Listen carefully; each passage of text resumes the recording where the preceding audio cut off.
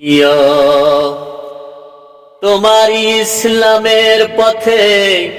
তোমার কোরআনের সংবিধানের পথে আমাকে কবুল করে নিও, আমাকে শহীদ করে, আমাকে শহীদ করে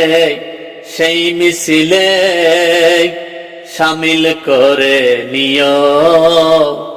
আমাকে শহীদ করে সেই মিছিলে শামিল করে নিও। তোমারই প্রিয় বান্দা করে,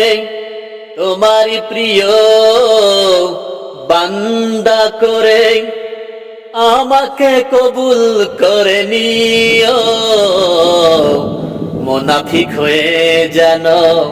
এই পৃথিবী থেকে বিদায় করে নিও না গো,